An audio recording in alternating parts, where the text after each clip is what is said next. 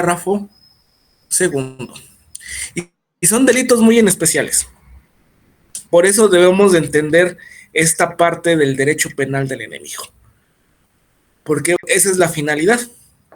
Esa medida de restricción de la libertad excepcional.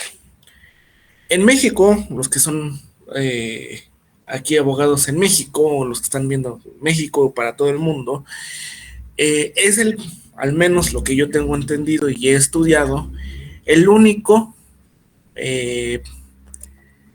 estado que tiene contemplado en su legislación, en su norma general, como nosotros le llamamos, o en su constitución, delitos especiales contenidos constitucionalmente.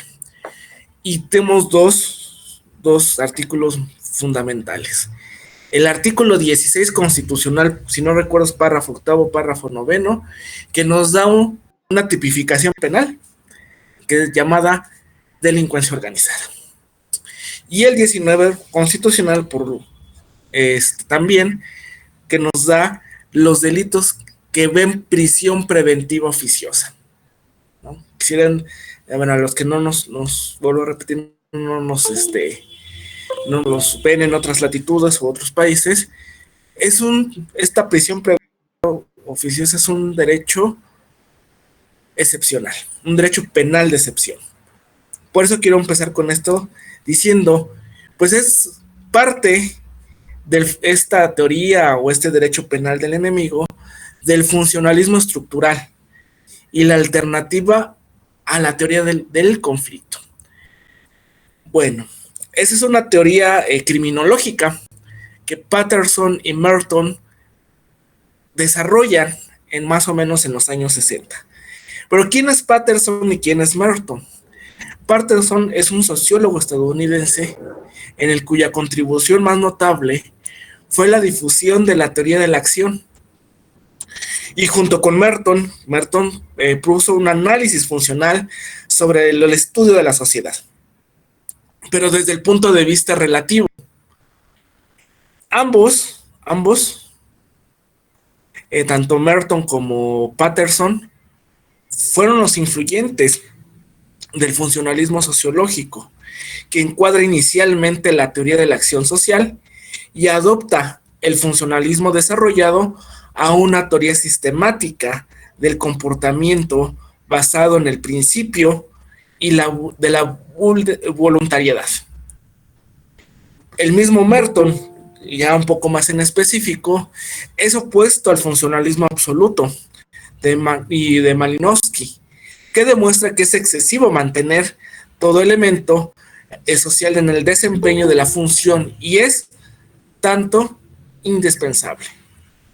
Además, Merton introdujo el concepto de disfunción, contraria a la función como aquella que es la absolutación de la adaptación y ajuste a un sistema social determinado, y realizando un instante del análisis de la anomia de la sociedad. ¿En qué contextos se emiten esas dos teorías? Uno desarrolla en el marco de la Universidad Estadounidense, en tanto en Merton en 1937, y Patterson se va desarrollando el sistema social, la idea del sistema social, en un clima posterior a la crisis de los años 30, procurando alrededor de la voluntad y valores de la idea de la construcción de una visión moral de la sociedad norteamericana. Este contexto estructural del funcionalismo tiene un orden social, el problema del Hobbes, de Hobbes, la importancia de los valores y las normas en el orden social, que es de origen de Comte, de Spencer y Durkheim, y la hegemonía de la sociología estadounidense. Entre los rasgos más importantes y esenciales de este estructural funcionalismo, el enfoque es macroscópico. La sociedad es como un sistema social Funciona en una de funciones positivas de las partes y también existen en equilibrio. Y los cambios son interdependientes y donde es de una manera ordenada. La teoría de Patterson, de Teicholm-Patterson, dice que de la acción social al sistema social. El cuadro y los cuadros imperativos funcionales de la acción social es un esquema ágil. El 4 subsistemas del sistema social. Una unidad básica social, que es el estatus, el rol.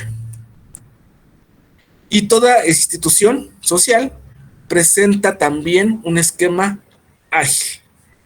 Este esquema es el equilibrio desde la socialización y el control social.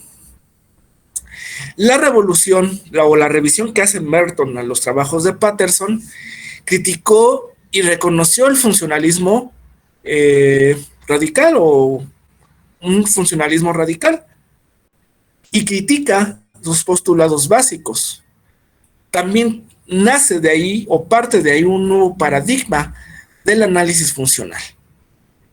En la sociedad existen funciones manifiestas o funciones latentes, así lo considera Merton, y subfunciones, que es las teorías intermedias.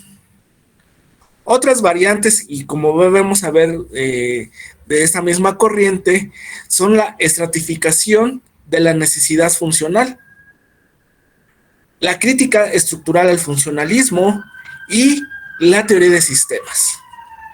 Social, un sistema social cerrado y un automáticamente abierto.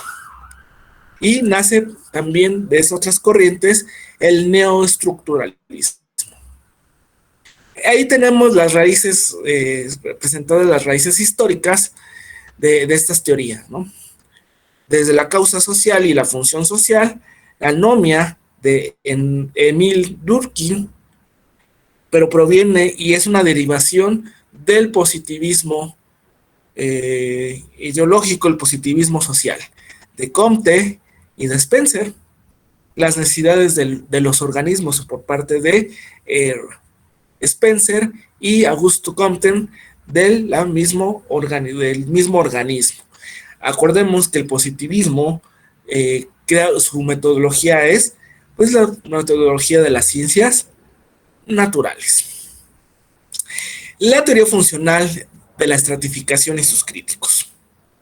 Davis y Moore en 1945 empezaron con claridad que consideraron la estratificación social como algo universal y necesario. Ninguna sociedad podría existir sin estratificación o sin clases.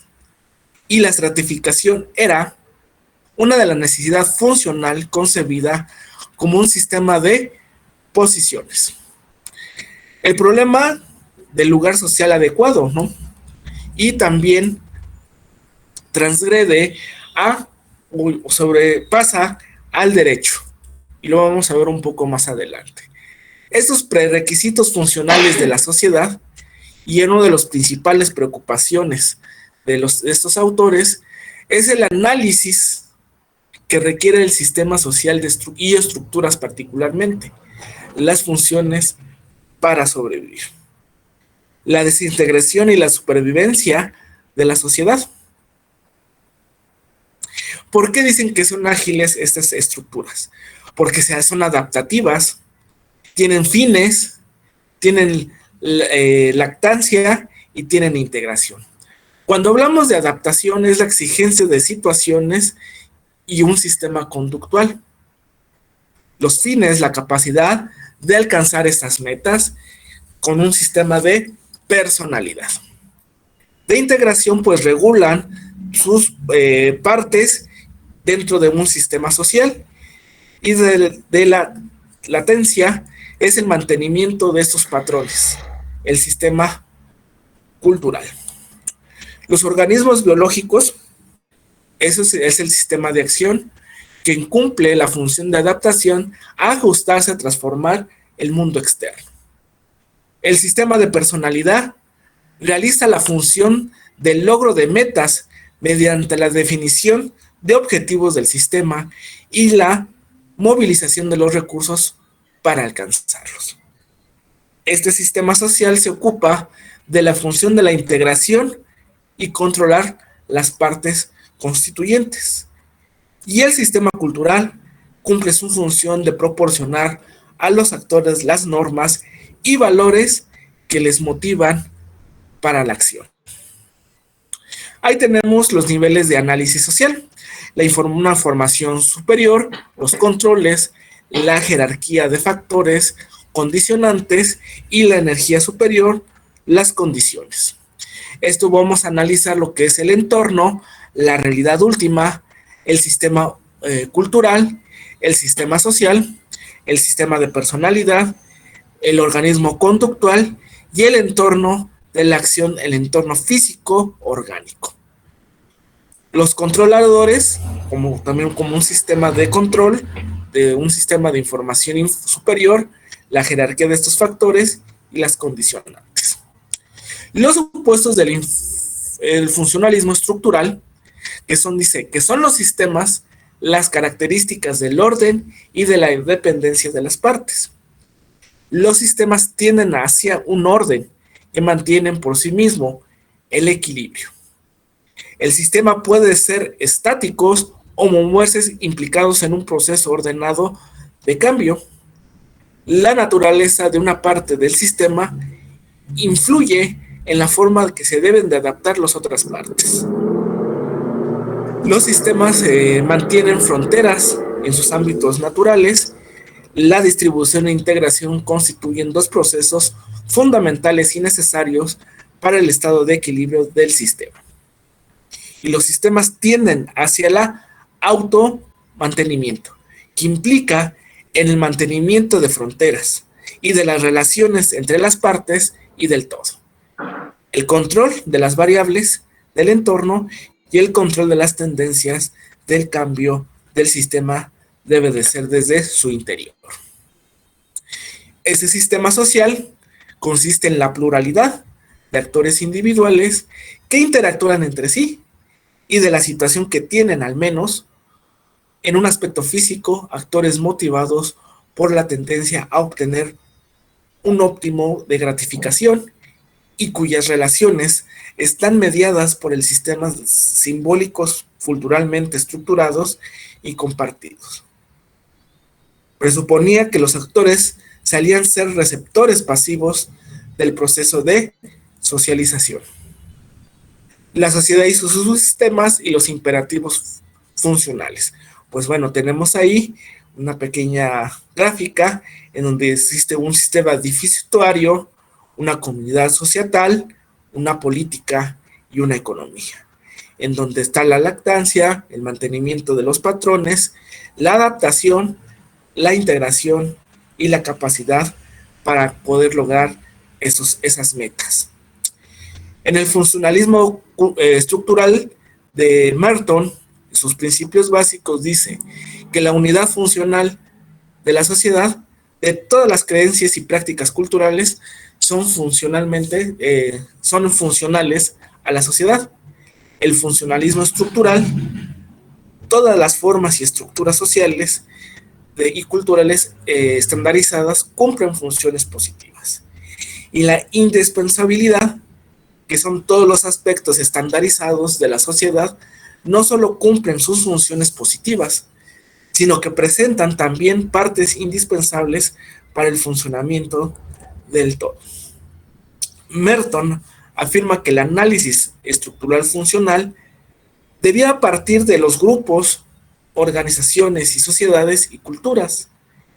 Las funciones las definía como las consecuencias observadas que favorecen la adaptación o ajuste de un sistema dado. Tenemos una distinción, ¿no? El equivalente funcional, una función que puede ser cubierta por diferentes elementos culturales, una disfunción que otorga a distintas instituciones efectos negativos de cara a la estabilidad. Las funciones manifiestas y latentes. Las manifiestas son las consecuencias conscientes de las instituciones y actos sociales, la productividad económica y las latentes son las consecuencias generalmente no reconocidas por partes de sus participantes. La producción de una infracción, ¿no? O un deber. Y aquí tenemos un concepto que debemos empezar a analizar, ¿no? Más en nuestro contexto nacional, la anomía. ¿Y qué es esa anomía? Pues se produce cuando hay una disminución aguda entre las normas y los objetos culturales y las capacidades socialmente estructuradas de los grupos para obrar de acuerdo con ellas. Podríamos poner un ejemplo. En México, cuando agarran a un delincuente y lo linchan, se hace la justicia por su propia mano. Pues es una ignominia jurídica. Saben y conocen, así lo dicen los funcionalistas, que todos conocemos la norma, tenemos conocimiento de la norma. Entonces, si agarran a un delincuente, lo linchan, pues esa es una ignominia jurídica, porque vuelve a producir una disminución aguda entre la norma y los objetivos culturales y las capacidades socialmente estructuradas desde los individuos del grupo para obrar de acuerdo con ellas.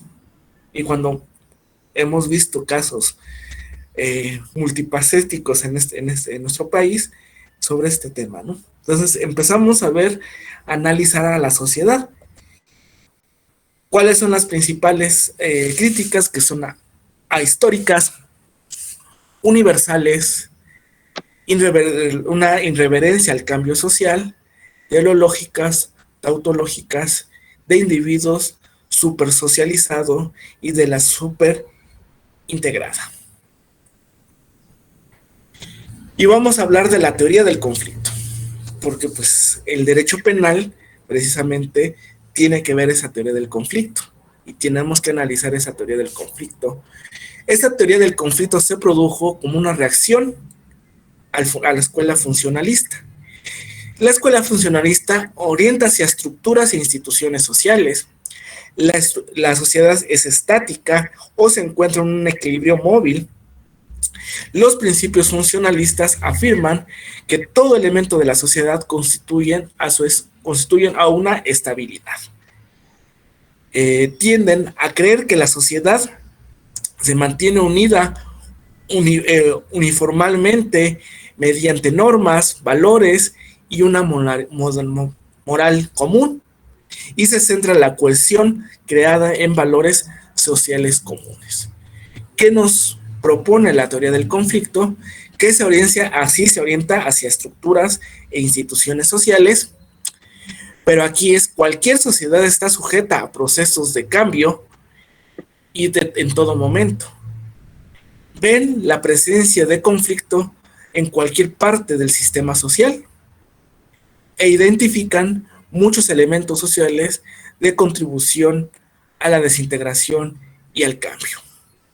Esto creando que todo orden de la sociedad nace de la creación ejercida para quienes ocupan las posiciones más altas y actúan el papel que desempeñan en el poder de mantenimiento de este orden social.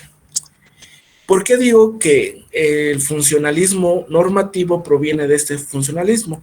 Pues precisamente porque trata el funcionalismo normativo ver conceptos totalmente distintos a cómo se veían anteriormente. Conceptos de norma vigente, persona, individuos. Los estratifica y los crea precisamente para crear la teoría de la función del funcionalismo normativo. Y como dogmática jurídico-penal, nace la teoría de la imputación objetiva. Y esta teoría de la imputación objetiva tiene dos vertientes conocidas. Una que es de Klaus Roxy, abogado penalista alemán, de derecho alemán, que es la responsabilidad penal, y la parte del funcionalismo normativo radical, que es el derecho penal del enemigo. Este derecho penal del enemigo, su principal representante es Jürgen Jobs. Jürgen Jobs es un jurista alemán especializado en derecho penal, derecho procesal penal y filosofía del derecho. Jobs estudió las ciencias jurídicas en Colonia, Kiel y Bonn, y en 1967 se graduó en la Universidad de Bonn con la tesis sobre el derecho penal y la doctrina de la competencia. En 1971 obtuvo el título de abogado igualmente en Bonn, mediante trabajado con la negligencia del delito de resultado, y del año siguiente ocupó la cátedra en la Universidad de Kiel. Rob redactó el libro Derecho Penal del Enemigo. ¿Y qué es para Jürgen Jobs el derecho penal del enemigo? Es la expresión acuñada en 1985 para referirse a las normas que el Código Penal alemán sancionaba penalmente conductas sin que hubiese afectado el bien jurídico, pues ni siquiera se trataba del inicio de la ejecución. Estas normas no castigan al autor por el hecho delictivo cometido, castigan al autor por el hecho de considerarlo peligroso. Y aquí tenemos el primer concepto, peligroso, que debemos tener siempre presente. Las características básicas del derecho penal del enemigo es el adelantamiento de la punibilidad. En este carácter implica que la persona es prospectiva en un lugar y retrospectiva. Jobs distingue la pena es retrospectiva cuando reacciona a un hecho ya cometido, y es prospectiva cuando se impone para prevenir el hecho futuros a la pena prospectiva, que le denomina penas de fungen de facto. Las penas preventivas son desproporcionalmente elevadas. El principio de proporcionalidad de penas está tácticamente señalado en el artículo 8 del título preliminar, que vulnera un evidente ejemplo. Es una ley de terrorismo, que el decreto, una ley extranjera, que castiga y que dice de la siguiente forma: en donde se castiga como no menos de 20 años la pena privativa de la libertad el simple hecho de pertenecer a una organización. En este caso es del código, la ley de terrorismo del Estado peruano, de la organización de Sendero Luminoso, aunque no hayan exteriorizado ningún acto terrorista, cuando en apariencia la simple vinculación del grupo subversivo constituye ya de por sí un delito consumado. Entonces queda demostrado que el concepto de consumación lo receta el tipo cuando afirmamos esto, y no es para una consumación material, atentados, es decir, sino para que el terrorista mate o secuestre. Este decreto, vuelvo a repetir, es de la ley antiterrorista del Estado peruano. Fue emitido el 6 de mayo de 1992.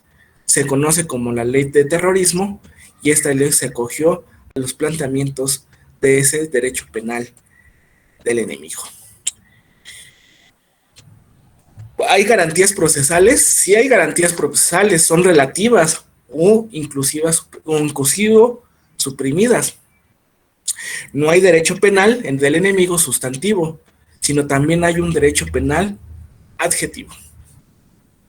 El derecho penal o el derecho procesal penal común del sujeto procesal, el imputado, tiene derecho a no ser coaccionado. Sin embargo, si vulnera ese derecho, el derecho procesal da un derecho de excepción. Los fundamentos filosóficos del derecho penal del enemigo son los fundamentos filosóficos encontrados de los teóricos contractualistas como Rousseau, Fichte, Hobbes, Kant, Carl Smith y otros. ¿Qué decía Rousseau? Pues mencionaba que cualquier malhechor que ataque el derecho social deja de ser miembro del Estado. Al culpable se le hace morir más como enemigo que como ciudadano. Fichte argumenta: quien abandona el contrato de ciudadano pierde todos los derechos como ciudadano y como ser humano, y pasa a ser un estado de ausencia completa de derechos. Al ser condenado se le declara una cosa, una pieza de ganado. Hobbes, ¿qué es lo que argumenta? En un principio, el delincuente deja de hacer su rol de ciudadano. Sin embargo, la situación es distinta cuando se trata de una rebelión, es decir, de alta traición. Y aquellos que incurren en tal delito no son castigados como súbditos, sino como enemigos. El estado actual de la polémica de esta teoría del derecho penal del enemigo, pues los planteamientos de Jürgen cobran importancia en el derecho penal de la actualidad, porque tiene que sancionar el problema, vuelvo a decir, al menos no sé si alguno de los compañeros nos pueda decir de otras latitudes, el problema de la delincuencia organizada. Y se nos debería suponer, tanto como Hamsen, llegar a considerar como anacrónico y contraproductivo al derecho penal actual. Esto implica que el derecho penal del enemigo nace de una necesidad para solucionar dicha problemática. El estado actual de la problemática, tanto el derecho común como el derecho penal del enemigo. En el derecho común no se puede renunciar frente a nadie a las garantías que son intrínsecas al Estado de Derecho.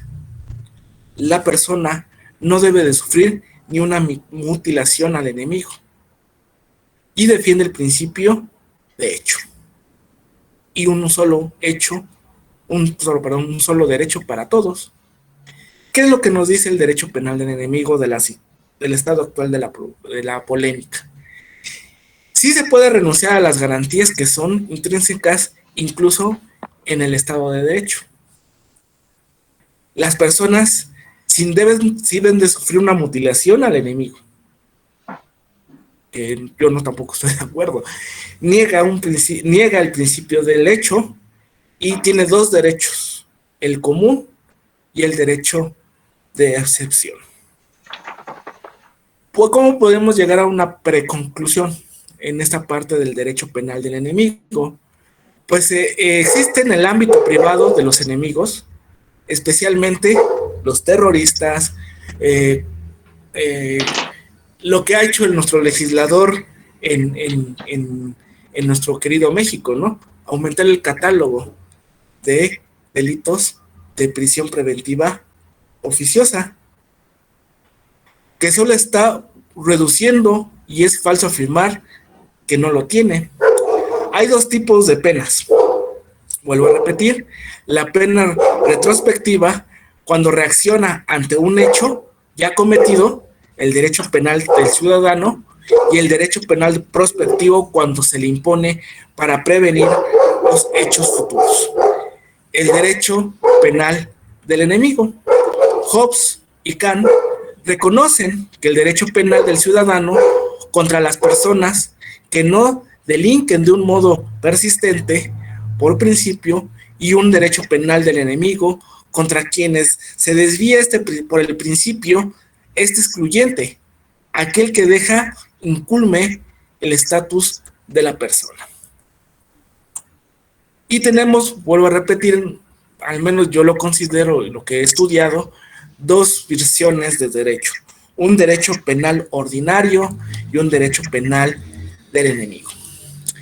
Este derecho penal ordinario conserva, como todo derecho penal, conserva y mantiene el orden social sobre hechos cometidos, o es un ordenamiento de pacificación, de justicia, y reconoce y garantiza derechos fundamentales, donde se distingue entre otras personas. Incluso está prohibida la discriminación.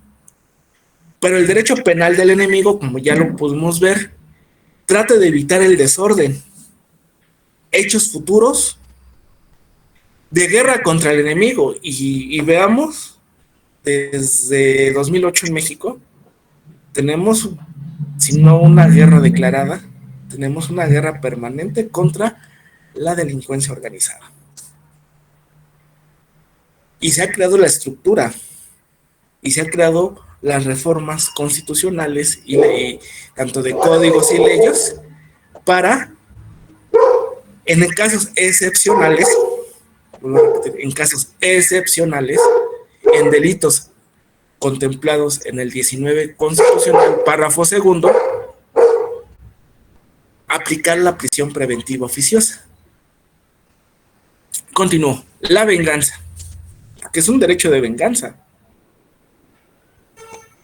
Vámonos, el 18, en centros de readaptación social federales, a quienes por general meten, ¿no?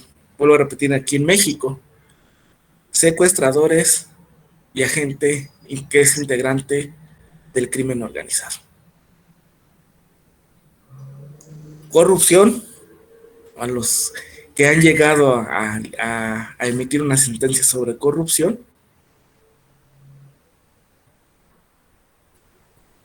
y sus regímenes de privación de la libertad son mucho más estrictos que el de cualquier reclusorio normal o centro de readaptación del fuero común. Por lo general son delitos federales, vamos a entenderlos así. Los delitos de excepción por lo general son delitos federales, vuelvo a repetir, delincuencia organizada en sus diferentes variables. Es incompatible con él el reconocimiento de la garantía de los derechos fundamentales. Hemos visto, haciendo más o menos un ejemplo, el régimen de excepción de visitas, ¿no? En los centros de readaptación social federales. Exclusivamente pueden tener visitas con los abogados. De ahí, familiares no pueden tener visitas. Ese es un régimen de excepción. Que van y se amparan, ¿no? Pero es un régimen de excepción por el tipo de personalidad que tenemos dentro de esos centros penitenciarios. Otro, vigilancia constante las 24 horas del día, con una hora de salida para poder, ahora sí como dicen vulgarmente, salir a ver el sol, ¿no? Que te pegue el aire. Pero esa es la intencionalidad, que ellos, a sabiendas, y nos ponemos en la posición del derecho penal del enemigo, ellos son enemigos de la sociedad y son enemigos del Estado. Regula la exclusión de los enemigos, no de personas, y la excepción se vuelve a la regla, ¿no? Hay críticas a este derecho penal del enemigo, que en realidad no es un derecho penal, y tiene otras fundamentaciones que persiguen otros fines y que conducen a través de otros medios.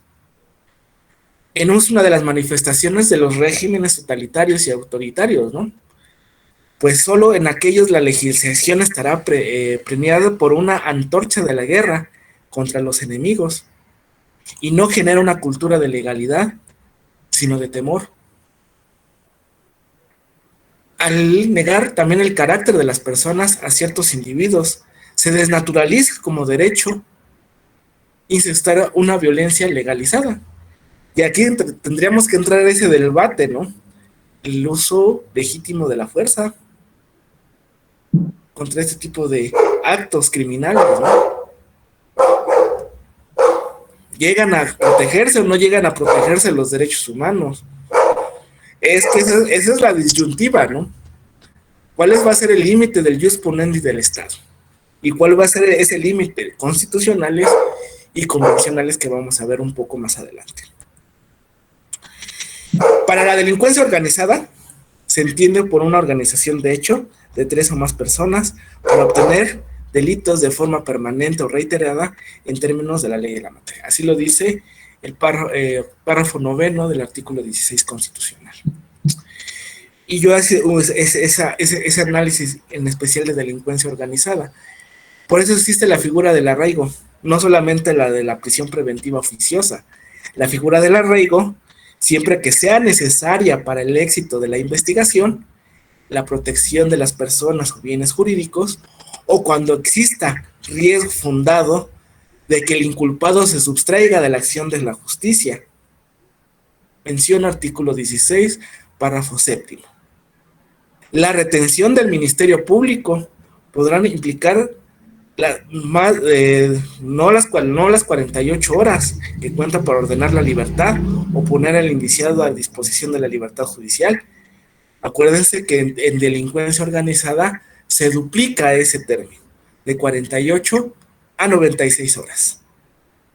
Y se reduce de esas 48 en tema de adolescentes, de 48 a 36 horas. Las autoridades podrán restringir el tema de comunicaciones, ¿no? También, y los sentenciados con terceros, salvo el acceso a su defensor, imponiéndoles vigilancia especial a quienes encuentren internos en estos establecimientos. El artículo que les comentaba, el artículo 18 constitucional, párrafo 9, dice: las actuaciones realizadas en fase de investigación podrán tener valor probatorio cuando no puedan ser reproducidas en juicio o existan riesgo para los testigos o víctimas, lo anterior sin perjuicio del derecho del inculpado de obtenerlas, impugnarlas, aportar pruebas en su contra conforme al 20, inciso B, fracción quinta y párrafo segundo.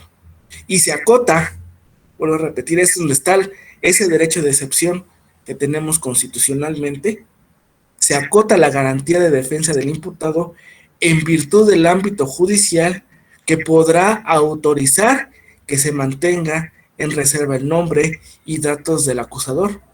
Artículo 20, inciso B, fracción tercera. Entramos a la cuestión de la convencionalidad. Bueno, tenemos la Declaración Universal de los Derechos Humanos. En su artículo 11 dice que toda persona acusada tiene el derecho a que se le presuma su inocencia mientras que no se pruebe su culpabilidad conforme a la ley y en un juicio público, que se haya asegurado todas las garantías necesarias para la defensa. En su numeral 2, nadie será condenado por actos u omisiones que en el momento que se comete y no fueran delictivos según el derecho nacional o internacional. Tampoco se impondrá pena más grave al que se le aplique en el momento de la comisión del delito.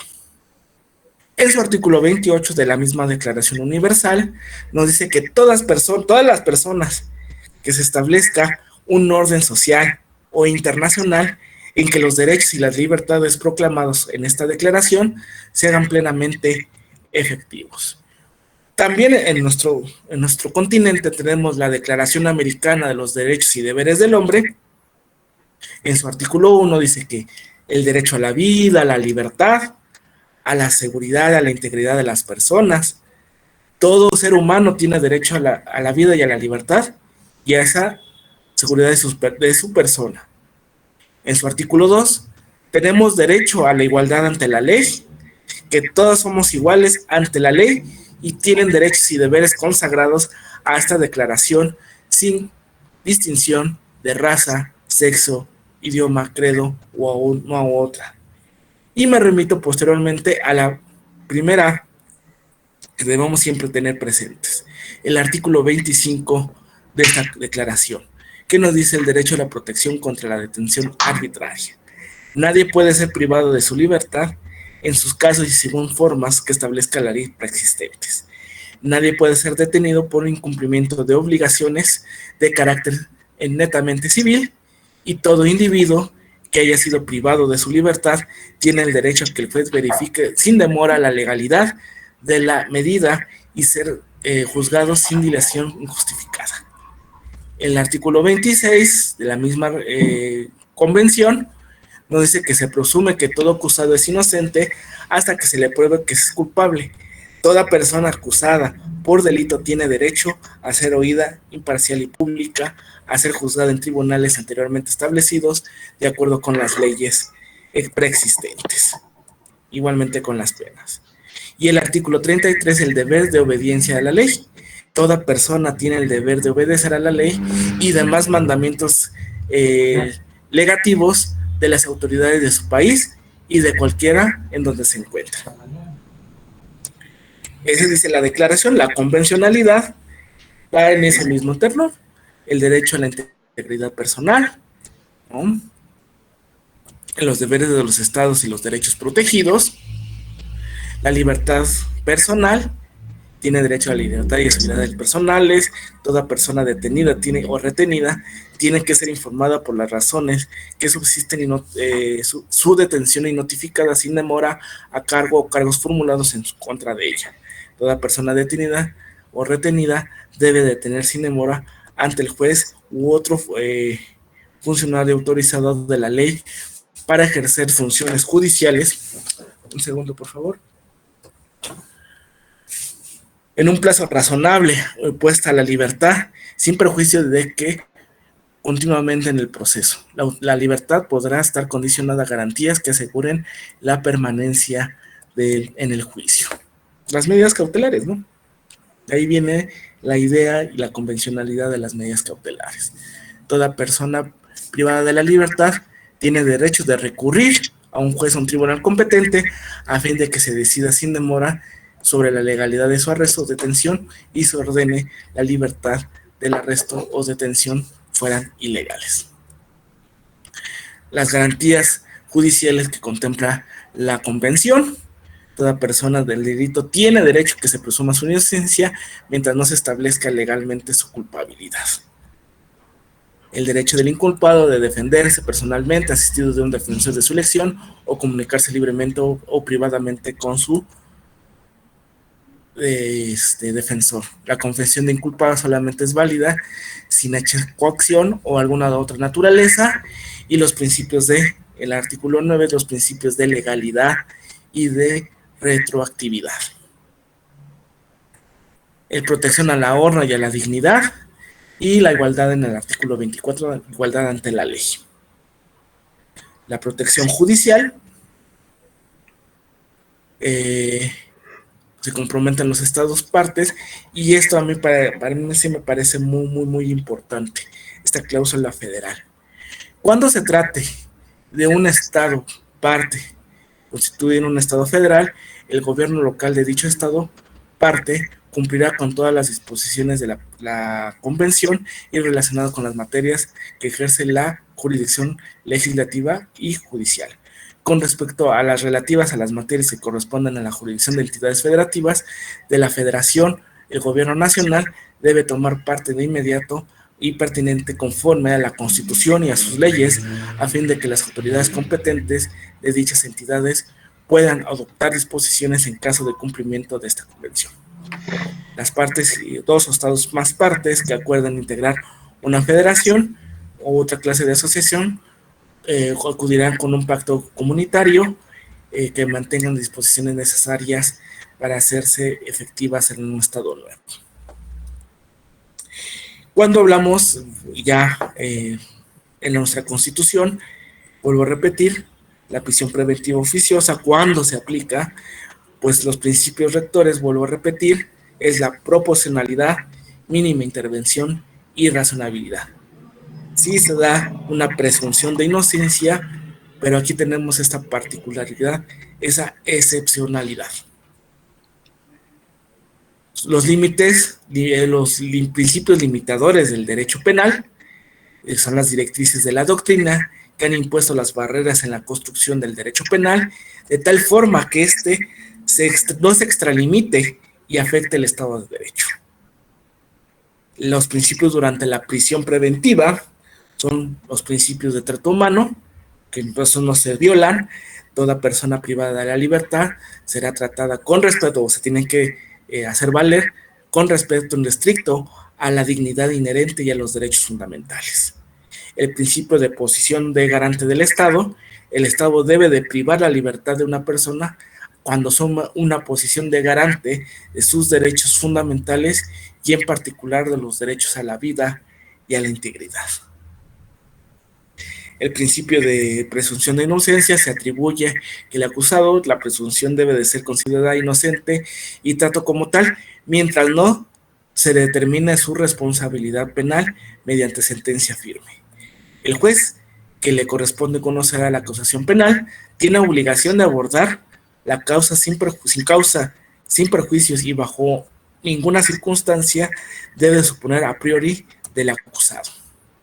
Las amenazas a la independencia judicial, pues bueno, uno de los muchos factores que determinan el incidente de la prisión preventiva oficiosa no se ha utilizado excepcionalmente y de acuerdo con su naturaleza cautelar, que te vuelvo a repetir, tiene una naturaleza cautelar, lo constituyen las injerencias sobre las autoridades judiciales, altos funcionarios u otros poderes u órganos del Estado, cúpulas de los poderes judiciales, de muchas veces hacen eco del mensaje que transmiten el poder político y los medios de comunicación y de opinión.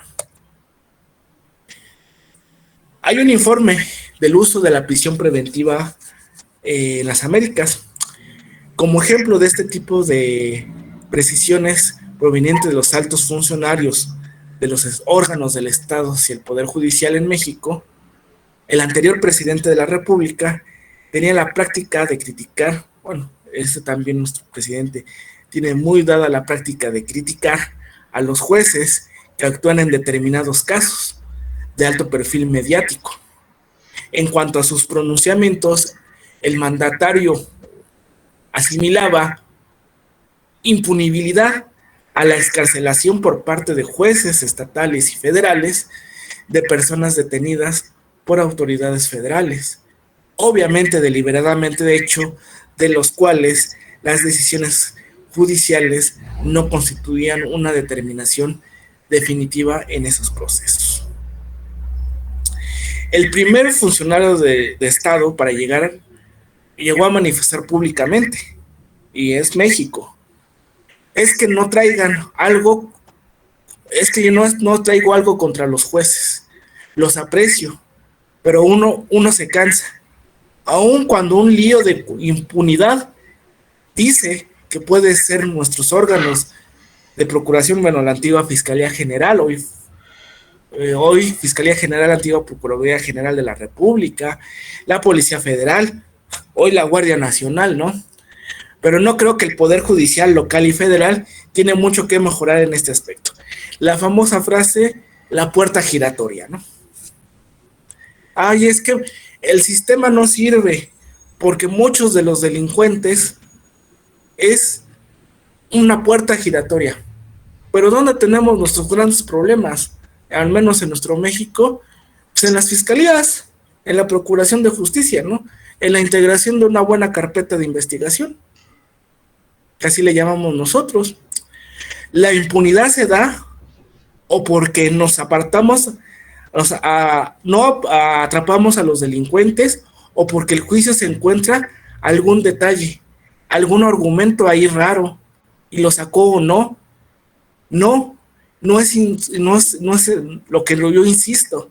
Hay una enorme distancia entre la verdad real y lo que entre los jueces se conoce como verdad legal. Es que cumplimos todos los requisitos. Empieza uno a cansarse. Uno de los agarros y los agarros y los agarros, lo sacaron y lo sacan y lo sacan. Los agarramos y los agarramos y lo sacan y lo sacan. Pero veamos cómo se ha planteado la política criminal, al menos en nuestro país. Aumentar mayor punibilidad, en delitos de prisión preventiva oficiosa.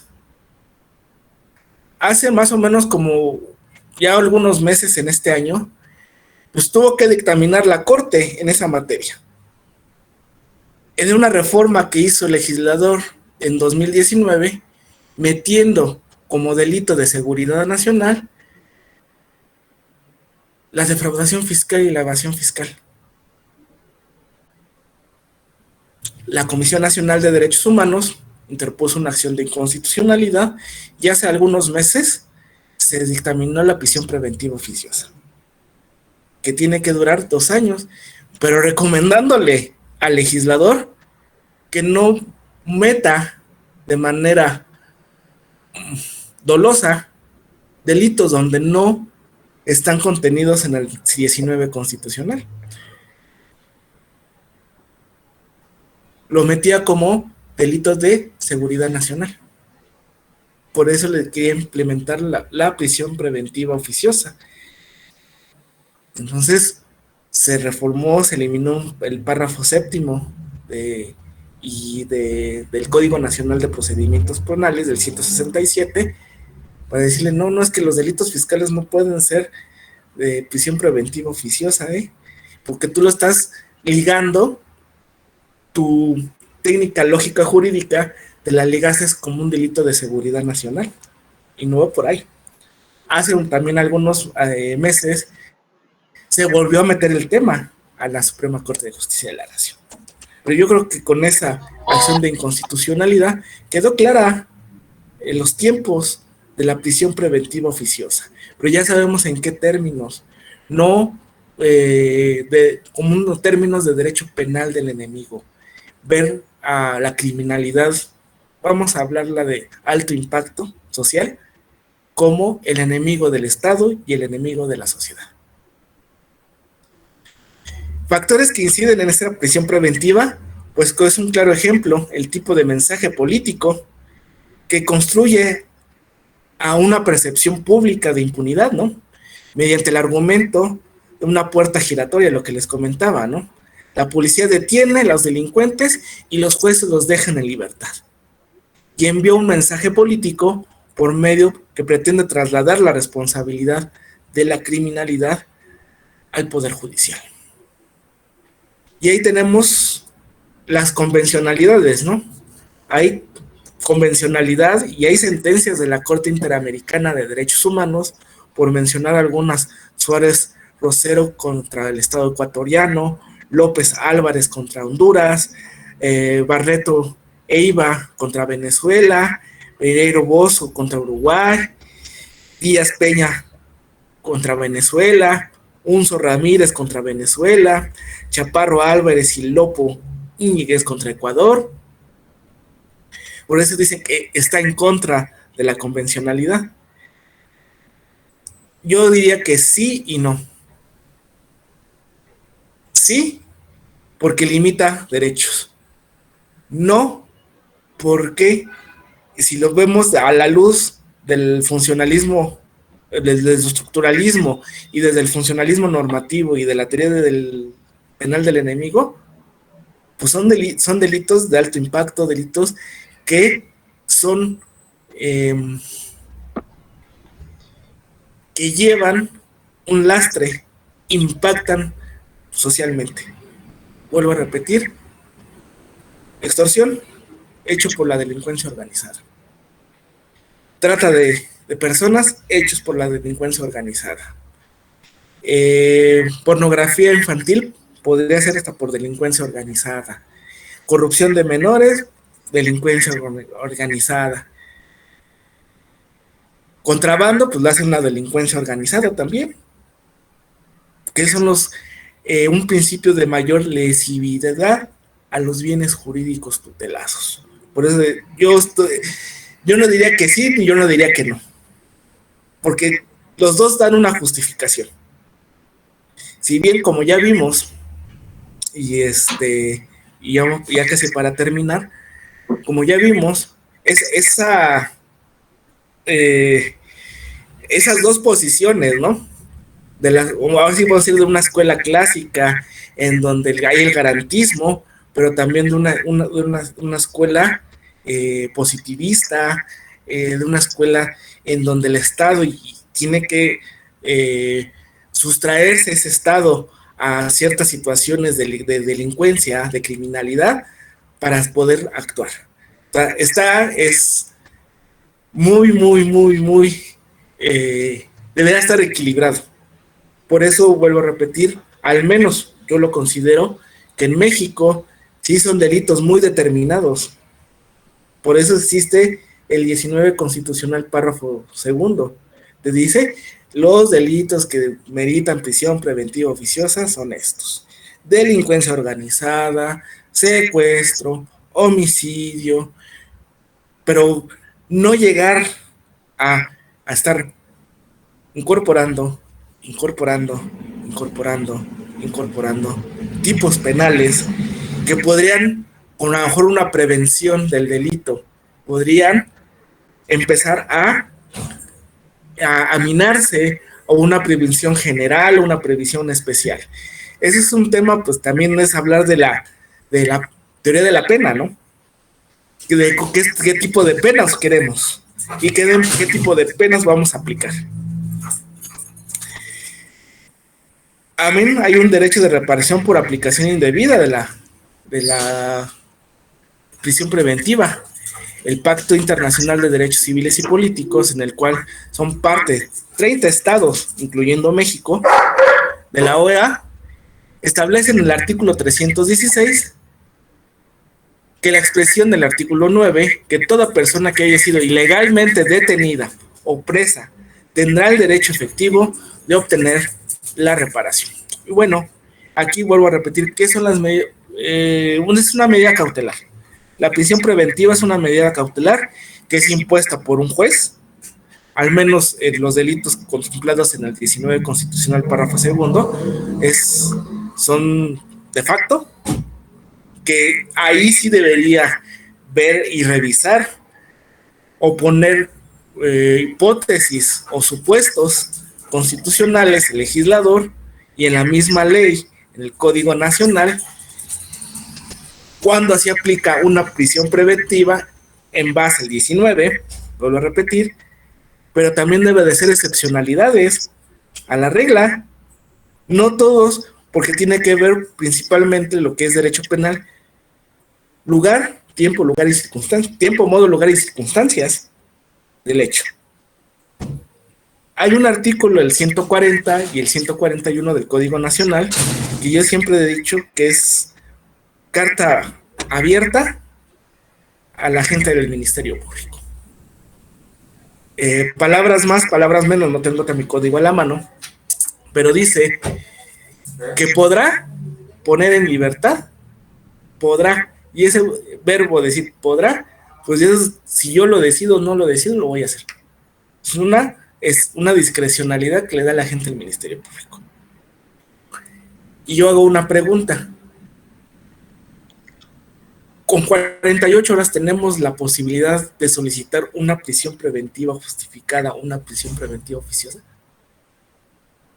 Con esos antecedentes de investigación son suficientes, porque van a privar de la libertad. El tiempo es indispensable para determinar la presencia del imputado en el procedimiento, ¿no? Vuelvo a repetir. Garantiza también la seguridad de la víctima o el ofendido y evita la obstaculización del procedimiento. ¿Y en esto dónde lo vamos a ver? Pues en el control legal de la detención, ¿no? Pero bueno, vuelvo a repetir, crimen organizado y 19 constitucional párrafo segundo son prisión preventiva oficiosa de facto. No sabemos las circunstancias, podríamos alegar una circunstancia, pero vuelvo a repetir, yo pienso, y esa es la limitante que tiene ese párrafo segundo del 19 constitucional.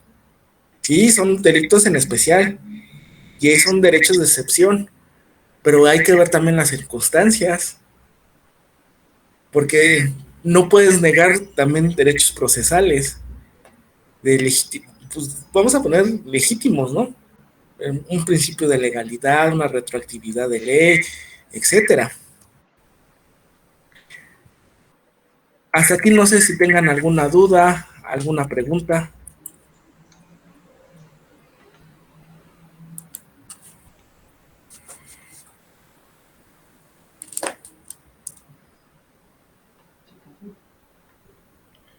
Buenas noches, ¿me escuchan? Sí, doctor. Ok.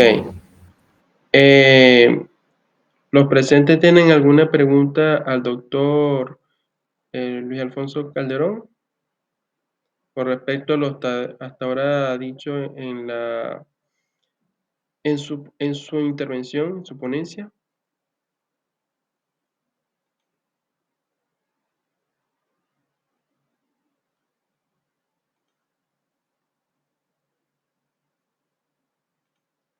Si no tiene si no tiene pregunta o algo, doctor, puede ir continuando.